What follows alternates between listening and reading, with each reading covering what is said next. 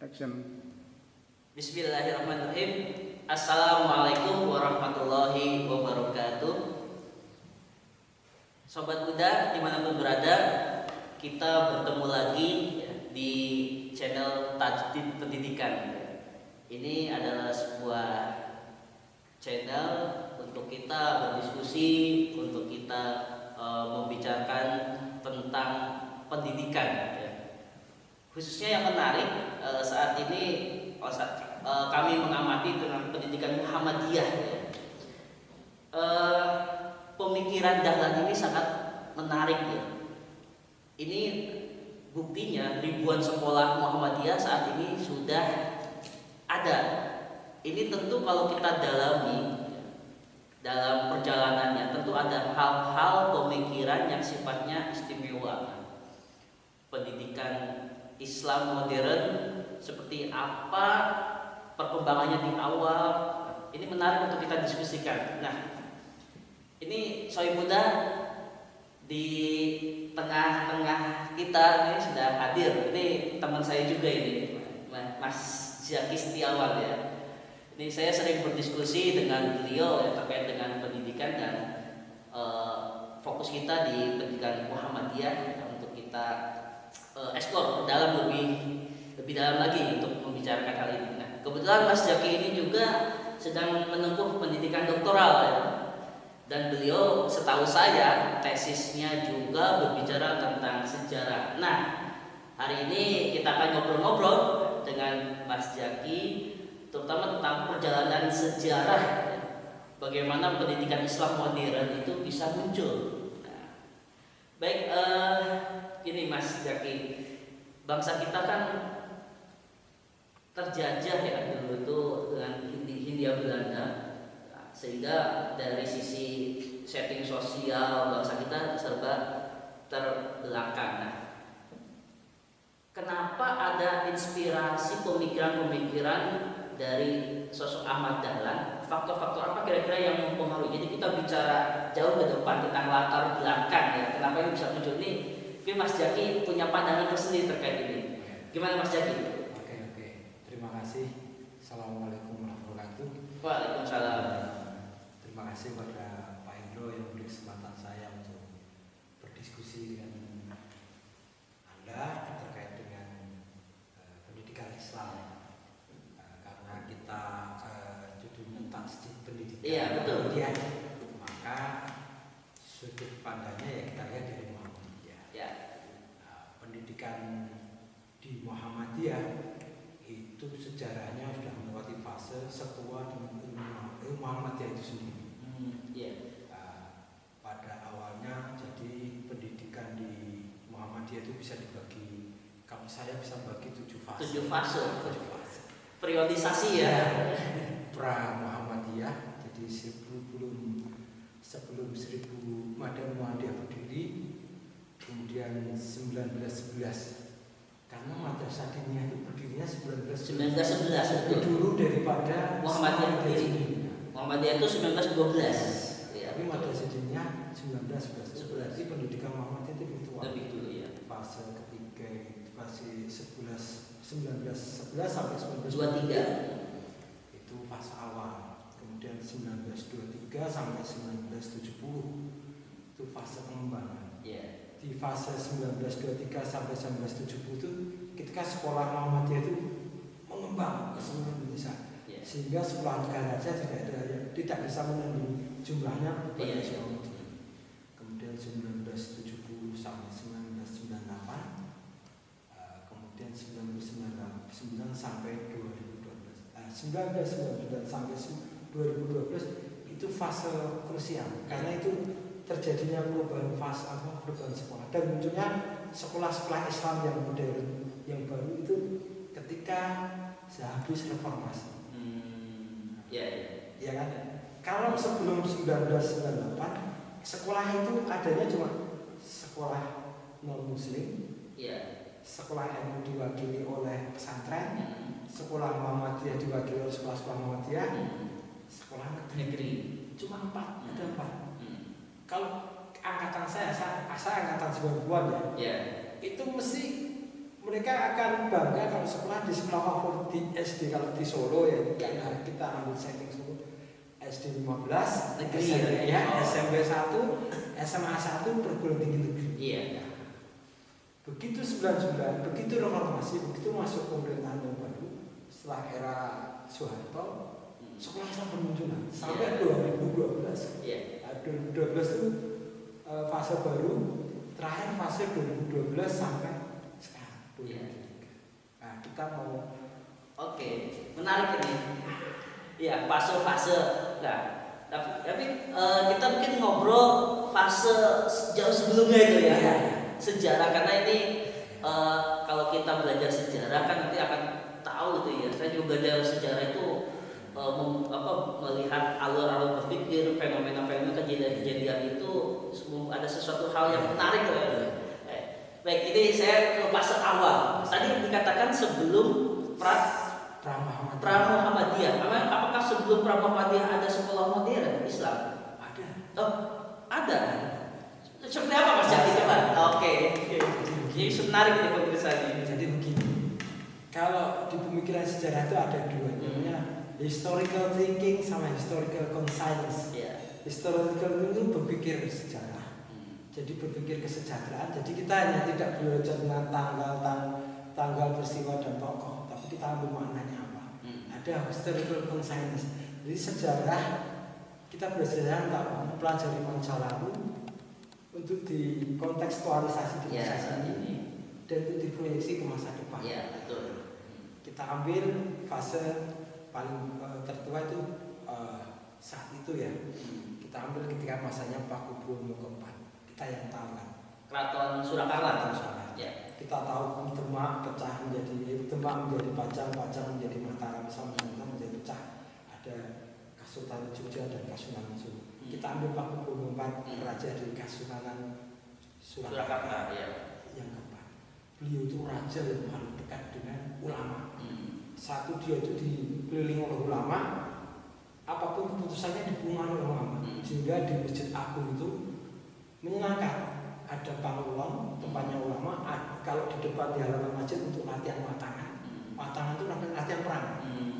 Ada ulamanya, ada masjid sholat ibadah, ada untuk watangannya, latihan perangnya, ada pasar belanjanya. Nah, itu saat itu raja itu sangat dipengaruhi oleh ulama. Ulama yang sangat berpengaruh di saat itu yaitu Kiai Ageng Kasan Besari. Kasan Besari.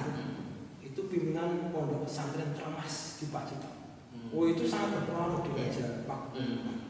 Nah, karena Belanda tidak suka dengan ulama, karena ulama itu sifatnya anti penjajah. Solo dikepung Mas, namanya Bapak Pakubuwono. Ditulis dalam Bapak Pakubuwono. Menarik ini perlu diketahui generasi muda ini. Lanjut aja Mas. Ketika Raja Pakubuwono dikepung itu dinamakan kejadiannya ditulis dalam sebuah buku sejarah. Sebuah laporan sejarah bernama Babal Pakepungan, dikepung ulama ditangkapi kemudian dibuang. Kemudian penjajah memberi aturan kalau mengangkat raja harus diizin Belanda. Kemudian langsung lompat ke era Pakubuwono VI. Saat itu ada perang Jawa.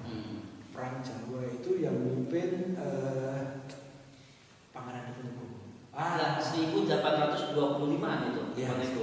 1925 sampai 1930. Itu perangnya besar. Belanda bangkrut.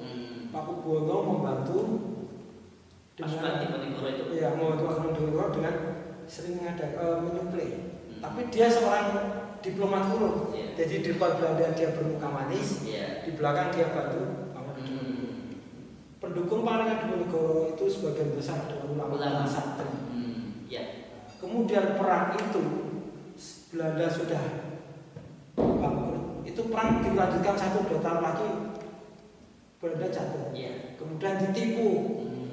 Pangeran Diponegoro dipanggil, diminta bertemu karena itu saat itu lebaran.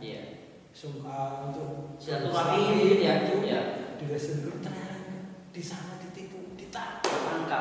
Oh iya. Dibuang ke Makassar. Iya, iya. Betul. Jadi saya ingat itu pelajaran sejarah Pangeran Diponegoro ditangkap Belanda kan Tipu Muslihat. Iya, betul. Nah, itu lukisannya ada tuh, lukisannya Raden Patah ketika peristiwa penangkapan. Itu berbeda dengan lukisannya karya seniman Belanda, itu beda. Kalau seniman Belanda itu menunjukkan Pangeran Diponegoro nyembah kepada Belanda. Kalau Raden Saleh tulisnya digagah. Habis itu pengikutnya menyebar. Ya, karena Pangeran Diponegoro ditangkap, pengikutnya menyebar. Apa maknanya itu? Iya. Maknanya dan ini kalau berpikir historik ini harus dimaknai. Iya. Dimaknanya apa berarti? Islam malah berkembang. Iya. Pengikutnya menyebar ke berbagai daerah, ada di Bagele, di Paraan, iya, di Magetan. Karena pengikutnya itu ulama dan santri. Iya. Mereka mendirikan pondok. Oh, menyebar, mendirikan pondok-pondok ya. Iya. Mendirikan pondok, menjadi pemimpin umat di daerah itu. Iya. Jadi pondok itu kalau saat itu bukan sekedar tempat belajar. Pondok itu salah satu struktur penyangga masyarakat. Secara sosiologis masyarakat itu hanya pondok. Iya. Oh, seperti itu ya. Tahun 1830-an ya. Mereka digalang dan satu dicatat. Mereka tidak suka hal-hal yang berbau Belanda, hal yang berbau Eropa. Iya. Itu yang berlanjut di Muhammadiyah. Nah, betul. Jadi saya ini ketemu benang merahnya ini ya. Betul. Jadi karena memang Pangeran Diponegoro itu ditipu muslihat ya, ditipu para pengikutnya ulama ini tidak suka terhadap Belanda ini ya. Dan mereka menyebar mendirikan pondok-pondok. Oke, sudah ketemu. Nah, oke. Makanya saya teringat dengan titik ini. Dulu itu ketika Ahmad Dahlan kembali ke daerah ya di Jogja ya, setting sosial masyarakat di sana itu salah satunya karena masyarakatnya terjajah. Kemudian salah satunya itu tidak suka terhadap hal-hal yang berbau penjajah atau Eropa. Apa ini ada kaitannya dengan itu? Ada. Memang ada kekecewaan yang sangat berat terhadap Belanda. Karena apa? Rakyat melawan Belanda itu gentle. Gentle dalam artian kalau bahasa orang Betawi lu jual gua beli. Kalau lu ngajak perang ya gua layani. Secara kesatria. Mengapa perang ini diselesaikan dengan cara yang tidak kesatria? Kalau kesatria ya kamu yang kalah, apa aku yang menang. Karena saat itu memang belum ada kalah menang. Tapi Belanda pakai strategi potong kepala. Kalau kepalanya dipotong ya selesai. Betul. Tapi itu sangat membekas tuh. Nah, itu membuat mereka tidak suka yang berbau Eropa. Sehingga bisa dijustifikasi Eropa tuh haram, Eropa itu kafir. Emang gitu kan? Betul. Oke, sekarang saya masuk ke era Ahmad Dahlan mendirikan sekolah ini ya. Ini tadi era Ahmad Dahlan mendirikan sekolah, terus sebelumnya kita belajar latar belakang ya. Karena salah satu setting Ahmad Dahlan masyarakatnya itu, setting sosialnya itu tidak suka terhadap hal-hal berbau Eropa. Ya, jadi ada sejarahnya di sini. Ada kebencian. Nah, makanya gini, tentang ini Ahmad Dahlan dulu. Saya bicara sosok Ahmad Dahlan. Konon kan beliau juga belajar ke ini ya, Timur Tengah ya, ke Arab, ke Mesir. Nah, itu apakah mempengaruhi cara corak berpikir nanti ketika beliau kembali ke Jogja itu apakah mewarnai cara berpikir dan aksi Ahmad Dahlan? Itu sebenarnya modernisasi pendidikan Islam itu sebenarnya dari dua arah menuju satu titik sebenarnya. Cuma ini yang belum banyak diungkap. Satu titik memang Ahmad Dahlan memang membawa ide-ide modernitas dari Timur Tengah. Tapi sebenarnya di Indonesia sendiri bibit-bibit modernitas di pendidikan Islam sudah ada. Sudah ada sebelumnya. Sudah ada. Nah ini mau baik. Menarik ini. Sebelum Ahmad Dahlan ini di bibit-bibit modernisasi pendidikan Islam apakah sudah ada? Ini menarik ya. Ada. Bisa ada. Fakta sejarah. Baik, sebelum Ahmad Dahlan saya kembali ke itu dulu. Makanya saya penasaran nih, apakah ada bibit-bibit pendidikan modern Islam sebelum Ahmad Dahlan mendirikan sekolah madrasah? Saya mau menerangkan ya dari Ahmad Dahlan yang dari Timur Tengah, ya. Apa yang dari Indonesia sendiri? Dari Indonesia dulu sendiri aja. Nanti kita gabungkan yang dari Timur Tengah itu kan. Pak Buwono Kenang. Oh, kembali ke